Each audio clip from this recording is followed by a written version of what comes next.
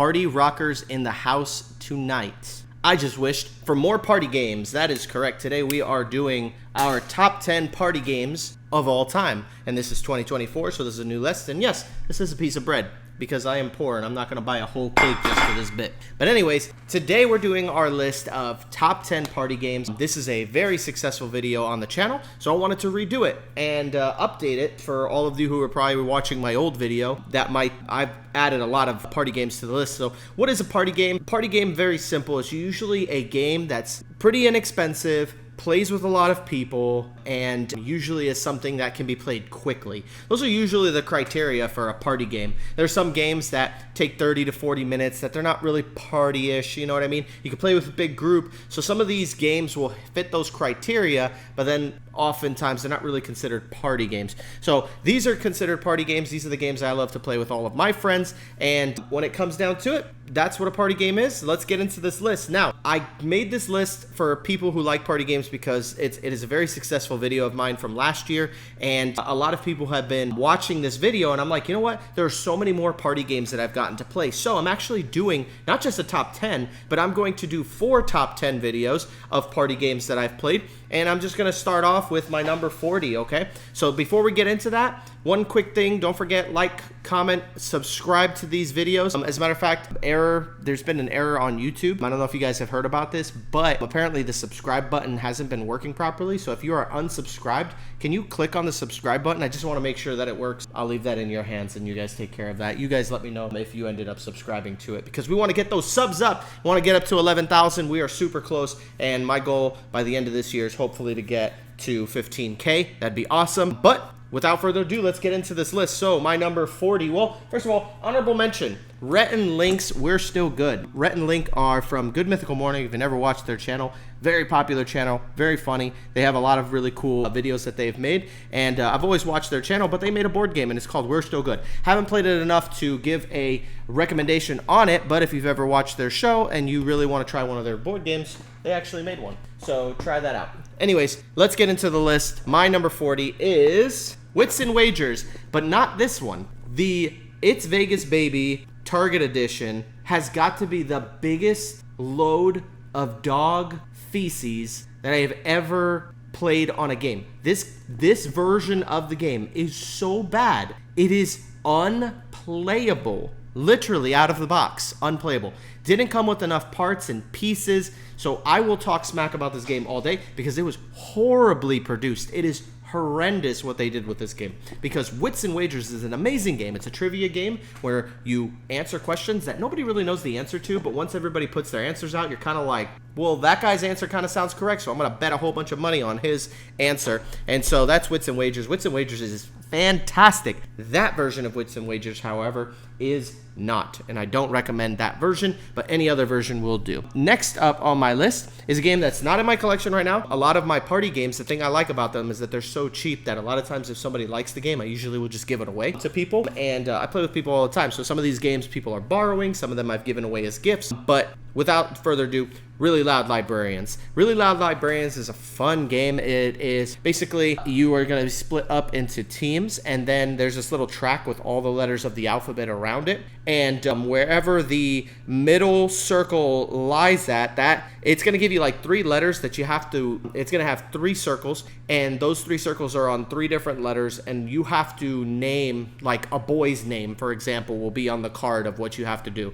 And so you have to keep coming up with boys' names using that. And once you do, you will move the track up to the next spot, and then you'll get more letters to work with. It's really, really, really fun. I actually really liked him playing the game. You got to have the right group for it, but you're yelling, screaming, and shouting, and people are just shouting over each other. That's the whole purpose of the game, and that's why it's called Really Loud Librarians, because you're supposed to be really loud. The next game, another game that I gave away to somebody because they really loved it, Sushi Go. Sushi Go or Sushi Go Party are really good party games. It's just a little set collection game with little cute little sushis that are so well drawn and stuff like that. If you've never played this game, if you like set collection, very easy, and it's short too. Like you can get a couple of games of this through, and it plays with a good player count. I really like Sushi Go and Sushi Go Party. Sushi Go Party probably has a lot more in the box, so if you ever see a copy of that, grab it because it's really cool and it comes inside of a tin. But that's that game. The next game on my list is a game called Happy Salmon. Happy Salmon. Oh yeah, by the way, this has a little $10 sticker. I still haven't peeled this off, but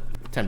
But anyways, this is a really fun game. You play this around a table, and everybody's standing up. You don't want anybody sitting down. And the goal is you're gonna have a deck of cards, and in that deck of cards, it's gonna give you little signals like high five or fist bump or switch places, and then you have to go like this when you need to switch places, or the Happy Salmon handshake. And what you do is you hold up the card, and or if once you have your deck of cards face down, you flip one over, and if it's like a high five, then you go high five, and you look around for somebody who needs a high five them, and then you throw your card out, and then whoever can mill their way through the deck is the winner. It's really, really fun, actually. It seems silly, but with the right group, this can actually be hilarious. That's Happy Salmon. Next game on our list is a game called Tapple, and if you've never played Tapple, this is the game that it went viral for some reason, and you were finding these for like $75 when really they only cost $70. They only cost $15. But yeah, it has like a little card, and then this card has, for example, reptiles and amphibians, right? Let's say that that's the topic. So if reptiles and amphibians is the topic, then you would start this up. Sorry. And so there's a timer. And so then it's like reptile and an amphibian, lizard. Oh, then you have to hit the thing. And it's like, okay, newt, a frog.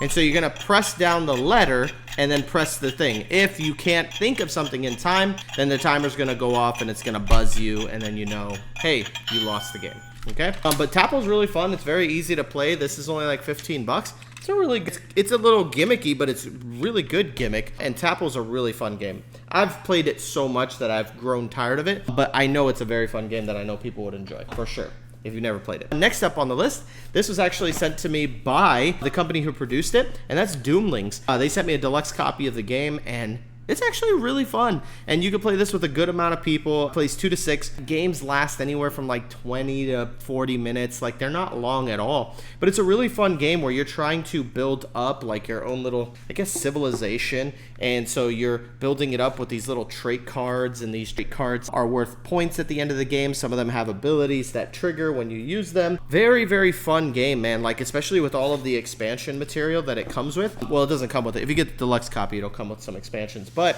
if you have the retail copy, the expansions are right there. You can get this at Target. It's a very fun game. I highly recommend playing this one, giving it a try, because it's not super expensive. That's the thing I like about party games, is that you can afford to risk it on there. You know what I mean?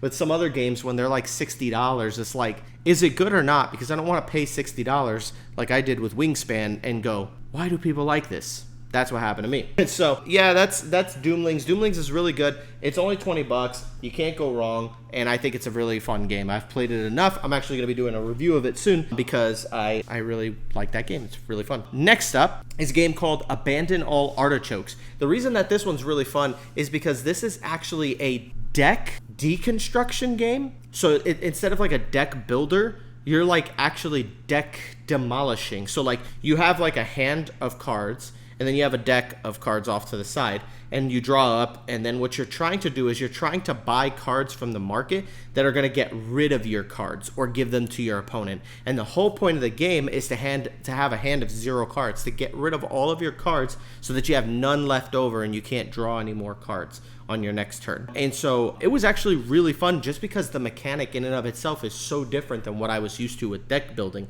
And the cool thing is, it feels like a deck builder where you're buying cards and putting them on top of your deck or putting them into your discard pile, shuffling up. You have that same mechanic. You've got the market row where you buy from, so it feels like a classic deck builder, but the goal of the game is to cull your cards, which I know you do that in deck builders to make your deck like faster and stuff like that. You do that in this game too, but the goal of the game is to cull all the cards from your hand. So it's really, really fun, very different, and I think that's what I liked about it a lot, was that Abandon All Artichokes is so different than what I'm used to. The next game on my list is High Society. High Society is a bidding auction game that's really, really fun, and it's got this cool mechanic where it's like you're buying cards, but you have a limited amount of money that you're able to spend, and at the end of the game, no matter how many cards you've bought, if you have the least amount of money, you're automatically excluded from the running because you're poor and this is high society, right? Like, so it's like, even if I bought all of the highest cards and I have the most money out of everybody,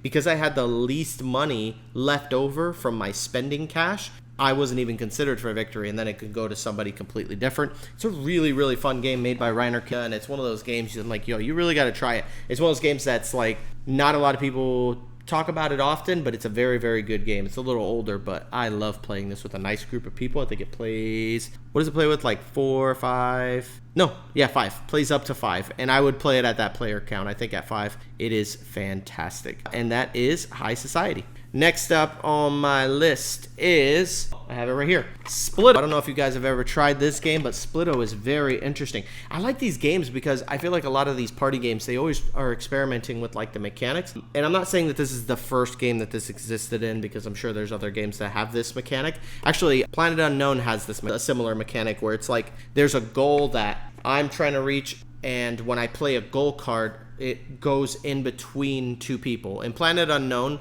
you have a goal card on your left and right, and that you share with the player on your left and right. And I like that mechanic because what it does is it creates goals that I'm seeking after that only me and this person are competing with, so that the rest of the table isn't concerned with completing that goal because they can't achieve it. So then it kind of separates out all of the goals and makes it so that people aren't all gunning for the same thing. But in this game, there's number cards and then there's scoring cards. And those scoring cards, when you play them to your right or you play them to your left. And when you do, you have to convince the person to your right or to your left to team up with you and say, hey, don't team up with that person over there on your other side. They're going to try to bring you down. I'm going to bring you to the place of righteousness, the place that rocks.